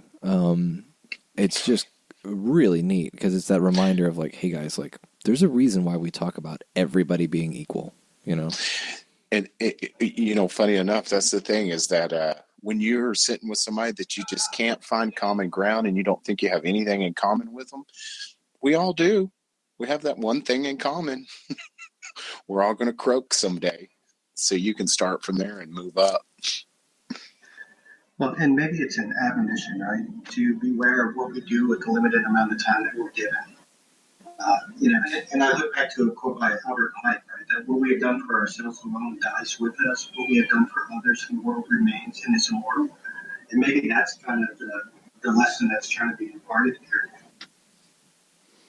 No, I totally agree because, like I say, it's a little more scary of a symbol to remind you of time, because while the hourglass reminds you that it's fleeting, the Scythe reminds you that it's over. The Scythe. I'm about to cut you down. Yeah. And if you do spend your life, correctly, that's not a scary symbol. You can welcome that old knucklehead death as a all right guy. Yep. And interesting phrasing on that. That phrasing should sound familiar to those that have gone through the master's lecture. It's kind of interesting to think about, like, for example, see the, like they cut the brittle thread of life. Think about the Greek fates, right? Like the Greek fates are, one of them is spinning the thread, one of them is measuring the thread, and then the other one cuts the thread. And like, they don't care what you think. Your thread's going to get cut. Don't matter, So that's kind of a cool callback, I think, to Greek mythology, is that they're talking about the brittle thread of life. Yeah. Another callback, think about the whole book of Ecclesiastes. Like, if you haven't read the book of Ecclesiastes, you should go read the book of Ecclesiastes. and think about the Scythe and apply that. It's just really incredible. Everybody dies. All is vanity, or as I prefer, vapor. That's my preferred translation. But anyway, I guess for those of y'all that have gone, tying back to my York Rite obsession, for those of y'all that have gone through the York Rite, when you're thinking about the Hourglass, and especially the Scythe, think about the soliloquy during the Royal Master's degree in Cryptic Council. It's a neat tie back. It becomes far more obvious. It plays very well with the Master's degree.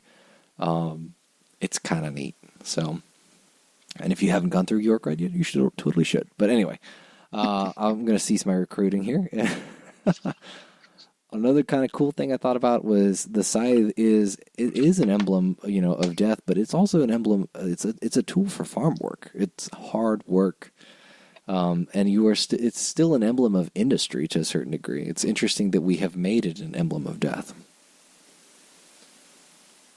So I like that you tied the Scythe into hard work, because that's a good way to bring it back to a positive aspect, because what we do is work in life.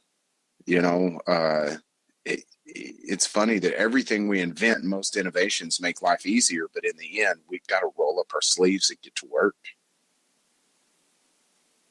I can't imagine cutting down a field of wheat with a scythe. Like a whole field. Yeah, well, time to go try it, right? No, I like to fancy myself as having a few calluses, but my hands would be blistered like nobody's business. Yeah, the one of the cool things I like is the Scythe. If you look at the Scythe as an emblem for farm work, it ties really well back into the Beehive, because we're talking about that hard work and that industry and that honey that is immortal, right? The honey is an immortal product. It never goes bad, and it is born of hard work. And then we have this other emblem of hard work that strictly alludes to the true finite mortality of all things. So we have one thing that produces immortality, and then one thing that is very clear on, like, nope, your time is limited. So kind of interesting compare and contrast, but both of them, I think, together, it alludes that, like, you've only got so much time on this earth, so you can create some things that are truly immortal, but you have to do it before you die. So exactly. Yeah, I mean, if you really think about it, we're not built or made to binge watch Netflix. As tempting awesome as it is. I know it. Yeah. Billy, you mentioned something in the chat about the Scythe. It mentioned during the Bible in Revelations. Can you tell us about that? Right. Yep. So I was doing a quick search, right, because some of the symbolism you can tell back to the biblical references. And the only place that the Scythe is actually mentioned in the Bible that I found is in Revelation. It's mentioned 6 times in chapter 14. And I can't find it anywhere else. So that's kind of interesting. If it's associated with Revelations, again, that might be that admonition that time is fleeting. Huh, okay, so it's only in chapter 14 of Revelations. That's kind of interesting. You figured that it would show up more often. But I guess... Bible deals in goat herders. Yeah. Not farmers. That's Fishermen true. and goat herders. A lot more on the animal side of things. Mm-hmm. So the 9th or last class of emblems, right? The only thing that I can say about this is that they are the setting maul, spade, coffin, and sprig of evergreen, and that's because that's what's written in the monitor. The monitor is pretty clear about the true explanation of those can only be given within a tiled lodge. So, yeah, go listen to an explanation of those in a tiled master's lodge, and then we can talk about that in person. The explanations for these emblems are, I think, the most beautiful out of any of the emblems that are explained. And they're just phenomenal. But can't talk about them online, unfortunately. at a lodge near you. Yeah, and I feel like we're already kind of pushing it with some of these, but fortunately, it seems to be pretty clear that what's written down is safe. So, yeah, if it is written down, it's safe to talk about. And the thing that that's got to be done is conversations have got to start happening. We've got to start thinking about these kind of things and inspiring each other to get deeper into this. So if we're going to get hung up on what we should and shouldn't talk about, I mean, it's clear we're not talking about stuff that's tiled ritual, anything that's secret. Otherwise, let's have a conversation about it and not pretend like we need to be ultra secret about every little thing we talk about. Yeah. We've got such awesome mediums to get conversation started, whether it be a podcast, Facebook, whatever it may be. Let's be smart in what we post, but let's have those discussions. Yeah, and because otherwise we're never going to be able to get different perspectives on it. So that's important. No, things have just changed. You don't sit out on your front porch and talk to your neighbors. You don't, the social bingo every Friday night or bowling leagues, those things don't go on anymore. So in order for us to have these kind of conversations, they're more than likely going to take place online, some form or fashion. And some of those are not appropriate to have online, but a lot of them are. So fortunately, yeah, I like to think that these are, at least. Well, yeah, I mean, and to each their own, for sure. But where the rubber meets the road is our Grand Lodge law. Yes. And we follow our jurisdictional law.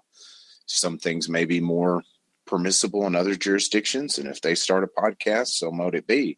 Yeah. But where we're in ours, we'll follow our Grand Lodge law. Yep. And, there's some jurisdictions here in the States that are strictly mouth to ear. But for example, like if you're in the Swedish Rite over in Scandinavia, nothing is mouth to ear. You can tell anybody you like about it. The discretion is on your part to handle. So most people don't, but just that's an example of varying levels of discretion. But gentlemen, this week's fraternal quote is: "Symbolism is the language of the mysteries. By symbols, men have ever sought to communicate to each other those thoughts which transcend the limitations of language." And that is by our illustrious brother, Manly P. Hall, 33rd degree, The Secret Teachings of All Ages. Good old Manly Hall. Yep. I disagree with Brother Hall on many, many things, but this is one of the things that he's very correct about. So, gentlemen, closing thoughts? Start interpreting. There is no right or wrong answer. And start put on your symbolism glasses when you go into lodge and start looking at these things as symbols and not as literal things, to where you can start opening your mind to let them speak to you. Because everything that is a part of our ritual or a part of our degree, opening and closing, is there for a reason. Where we set, what the rods are, what jewels they're wearing, everything.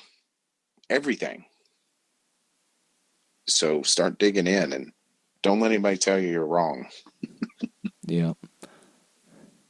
Billy, how about you? Symbolism in Masonry is one of my favorite topics to delve into because it is such a rabbit hole, right? I mean, the symbols, there's a meaning with which they were written down and originally included in some of the ancient charges in the documents that we have left to us from our forefathers. But at the same time, it means something different to each person who looks at it on a personal level. And it's, I think, part of the fun of Masonry is looking at these symbols, and figuring out what does it mean to me, and what lessons do I take out of it. And because they may not be the same as the brothers in the lodge. And I think that's part of a discussion that could be amazing, talking to each other and figuring out, what these symbols mean to each of us, and finding agreement or disagreements with them. conversations. Yeah, so I guess my closing thoughts on this one would be, guys, take that time, read your monitors, look at the monitorial stuff, and for the stuff that you need to be in a tiled lodge for, make sure to go and revisit degrees as often as you can. But go digging in those rabbit holes, like even down to the sentence level of like, hey, that seems kind of weird. I don't know about this Pythagoras yelling Eureka thing. Go look into that. Go look into the symbolism of numbers, everything like that. One of the reasons why we present ideas and symbols is because we can start creating connections. We would normally never put a lot of these ideas together, but we can think of one item visually and start attaching a whole bunch of ideas to it. And so meditate on these symbols. So like if you wanted to, just sit there and think about a beehive. And I tell you, it is worthwhile. It is fun, and it is rewarding. So, a trick too is seek out guys that don't agree with the way you think about things. If you bump into somebody with an opposing view about something that you believe, dig in. Those are the moments where you really get to learn something, and if you're lucky, even change. You're going to do one or two things: reinforce your belief, or change to a new one, which is what it's all about, man. That's cool. Yeah. But hey, guys, we are Fort Worth 148. You can find us at www.fortworth148.org, at Fort Worth Lodge 148 on Facebook. Our email is info148@fortworth148.org. If you live in the 64th District of the Grand Lodge of Texas and you want to promote an event or find out about events, please reach out to them at 64th.org. That's 64th.org. I have to interrupt because I got my first email today from the 64th, nice. And it lists every event going on through the week. There's like 30 of them. And it's awesome. It just goes right in a row with Blue Lodge, what's going on first, times, all the information you need. It's awesome. You just go and subscribe at the 64th and you'll get it. You saying that just reminded me. Yeah, so go check it out. It's a useful resource, brothers. Absolutely, if you're in Tarrant County. All right, well, let's close this baby down. This is Rhit Moore signing off. This is Gabriel Jagush signing off. This is my Hamilton signing off. Awesome, guys. Awesome. Billy, thank you for joining us. I know that we kind of sprung this on you last second, but it was like, hey. That's all right. I'm really looking forward to